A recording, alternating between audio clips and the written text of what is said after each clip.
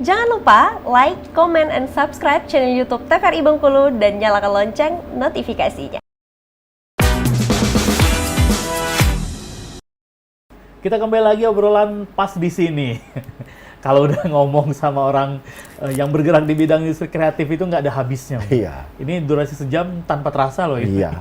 Nah, tapi masih kita ngobrolin soal event internasional pertama kali Iya. di Provinsi Bengkulu ini. Ini kan hal-hal serunya banyak, hal unik juga banyak. Pembelajaran yang bisa kita dapat juga banyak. Edukasinya juga ada di situ, memperkenalkan tari-tarian. Nah, itu tadi. Yang biasa kita tahu kan, tari-tarian itu tari tabot. Benar. Nah, ini ternyata ada tari. Jadi gini, dari awal memang tujuan saya adalah kita punya event skala internasional. Sementara ini kan kita baru punya tabot. Kota-kota lain itu sudah ada 3, 4, 5, kita baru 1. Dan tabot pun prosesnya lama untuk bisa dapat masuk di agenda kalender event kan. Nah, kita mau bikin lagi, salah satunya ini. Adalah Bengkulu International Music Festival, yang rules-nya dia harus ada band luar negeri yang tur dunia, dan satu-satunya harus Bengkulu. Kalau dalam tur dia di Indonesia, ada 2 kota, saya nggak mau. Saya nggak mau. Karena sudah nggak seru dong. Betul. Iya kan? Nah, sebenarnya trigger utamanya itu bukan di band dunianya sih. Heritage Bengkulunya itu. Biar orang luar lebih banyak mengenal budaya tari dari Provinsi Bengkulu. Nggak cuma tabot. Kayak, makanya kemarin saya coba tampilkan dari 9 kabupaten kota, tapi nggak kejar waktu ya, durasi. Jadi cuma ada beberapa, kayak suku Lembah, Melayu, suku apa kemarin itu kan. Jadi cuma ada 5.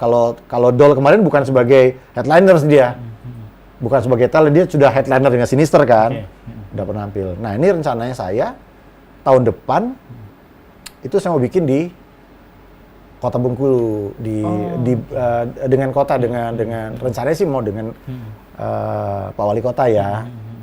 Nah, itu tapi tahun depan rencananya. Jadi karena kota itu sukunya Melayu, jadi kebanyakan budaya Melayu yang kota nih. Itu. Nah, yang kemarin talent yang kemarin sudah nggak bisa main lagi di BIMFest kedua. Jadi memang benar-benar eksklusif gitu. Iya, eksklusif. Jadi orang juga dapat pertunjukan yang berbeda-beda. Harus fresh terus itu. Nah, kan saya pernah bilang dengan seluruh talent, event ini kita tidak lagi berbicara nasional ya, kita sudah berbicara internasional. Jadi, jangan kaget kalau setelah acara ini si bule balik ke negaranya, dia tidak akan pernah menyebut Bengkulu. Dia pasti akan menyebut Indonesia. Acara kita jelek, acara kita bagus, dia tetap akan menyebut Indonesia. Dan bener kan? Betul. Di postingan mereka, sosial media mereka juga Indonesia. Fotonya Bengkulu. Iya kan? Untung acara itu kata orang sukses ya, lancar ya. Menurut saya lancar udah oke. Kalau acara itu berantakan gimana coba? Nah, bener. Iya kan? Habis kita kan. Nah, itu makanya. Nah, jadi obrolan. Nah, itu nekat lagi kan mau habis. Iya. Yang ngebully kemarin bener kan? Tuh kan apa saya bilang. Betul. Kan saya sempat trending, teman kan bilang, Bengkulu trending di Twitter bang, gara-gara Sinister. Banyak yang menghujat. Nah iya, nggak apa-apa lah ya. Karena mungkin mereka sirik ya. Harusnya band sekelas Sinister tuh di kota besar.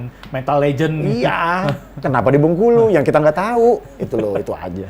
Nah, sisi positif dari Sinister kemarin adalah mulai banyak orang mau nembak ke Bengkulu. Nah, jadi ada beberapa promotor itu menawarkan beberapa list artis di tahun ini, tapi saya tolak karena efisiensi anggaran, kita nggak sanggup. Ada Baby Metal, ada Dream Theater, Pennywise, Sex Pistol dengan formasi-formasi yang sekarang sudah tua-tua, sama ada band hard rock Warren. Wah, itu aja belum terlaksana, tapi begitu udah dapat tawaran sudah satu yang spesial. Ya.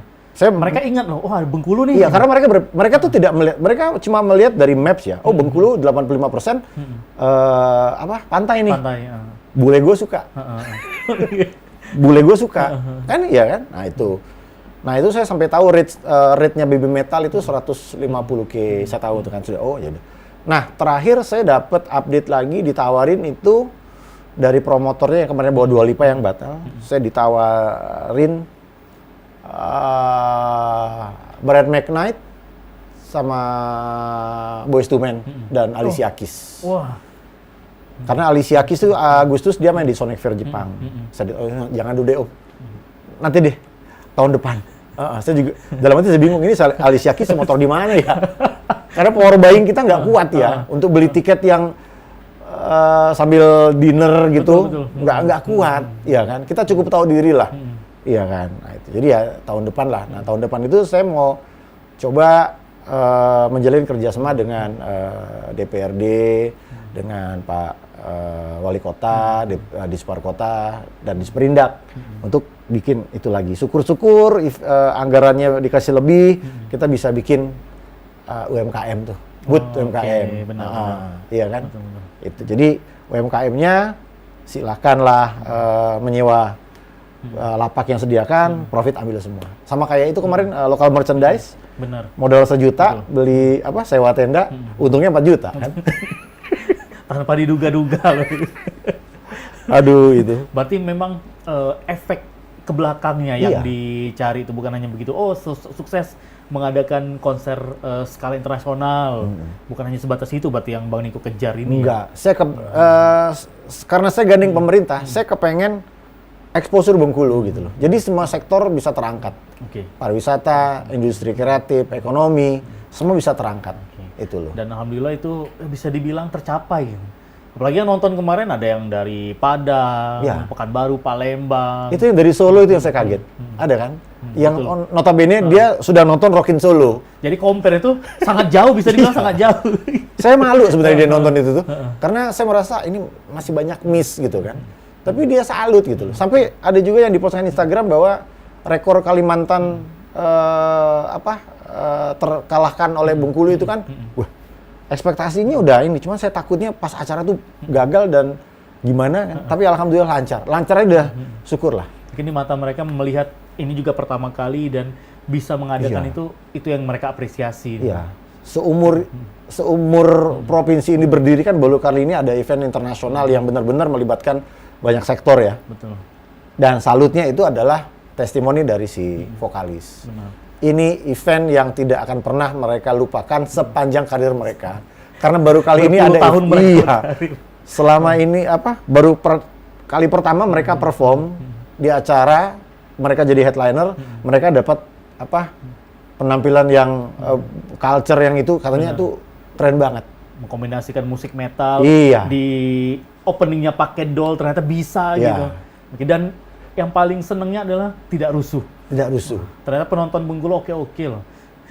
Walaupun itu metal tapi nggak rusuh ya. Walaupun banyak yang mosing tapi nggak rusuh ya. Nggak rusuh. Nah, itu. Oke, ternyata memang benar-benar kita bisa gitu. Bisa. Bengkulu Kita bisa. Kalau kita dari swasta, industri kreatif, kita mampu. Asal pemerintahnya support, pasti jalan gitu loh. Oke. Itu aja. Karena apa? Kita orang industri kreatif nggak pernah setengah-setengah kan buat ngangkat Bengkulu. Benar. Itu aja. betul. Kita nggak pernah setengah-setengah. Bukan hanya semata-mata soal kesuksesan acara, profit, tapi Iya. di sisi lain itu semua biar Bengkulu ini semakin naik lagi gitu. Masa semakin mau main terkenal nasional lagi. terus? Betul. Benar. Iya kan? Betul sekali. Masa mau main nasional terus? Kita punya cara untuk bisa branding Bengkulu internasional dengan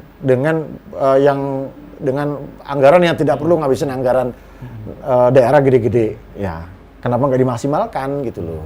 Itu aja sih. Oke, luar biasa sekali obrolan kita di hari ini. Sekali lagi Bang Niko, terima kasih banyak sudah mampir ke Studio Opini. Oke. Dan kita tunggu ide-ide kreatif dari Ya. Fapro dan juga event-event berikutnya. Amin. Dan juga untuk Anda pemirsa Opini juga bisa follow juga sosial media dari Fapro Iya. untuk melihat ada event keseruan apa saja. Atau juga mungkin tertarik nih, wah Bang saya juga punya passion yang sama, pengen dong gabung sama Fapro juga bisa. Oke deh, terima kasih banyak pemirsa Opini yang sudah menyaksikan, sudah nonton Opini di hari ini. Jangan lupa ya, terus tonton Opini obrolan pas di sini. Dan juga bisa subscribe sekarang juga YouTube channel dari TVRI Bengkulu. Jangan lupa aktifkan notifikasinya biar dapat update-update ada episode terbaru apa di Opini. Dan akhirnya saya Iqbal Fatwa pamit undur diri dulu. Wassalamualaikum warahmatullahi wabarakatuh. Sampai jumpa.